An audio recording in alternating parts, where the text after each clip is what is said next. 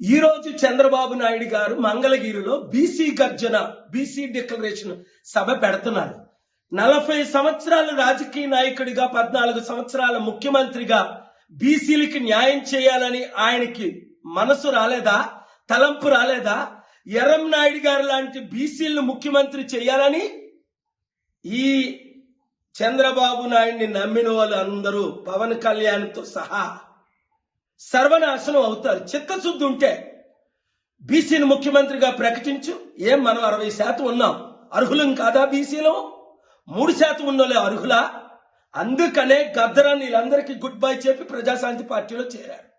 అందుకనే నేను బాబు మోహన్ గారు టీడీపీ మంత్రిగా పనిచేసి ఎమ్మెల్యేగా 3 సార్లు చేసి టీఆర్ఎస్ కి, బీజేపీకి గుడ్ బై చెప్పి ప్రజాశాంతి పార్టీలో చేరారు. చిత్తశుద్ధి ఉన్న ప్రతి ఒక్కరు, బీసీలందరూ, ఎస్సీ, ఎస్టీ, క్రిస్టియన్, ముస్లిం ఏకము కండి ప్రజాశాంతి పార్టీని గెలిపించండి. నన్ను విశాఖపట్నం ఎంపీగా గెలిపించండి, లేదా నన్ను బీసీలో ముఖ్యమంత్రిగా చేయండి. అభివృద్ధి అంటే చేసి చూపిస్తా, అప్పులు తీర్చుతా.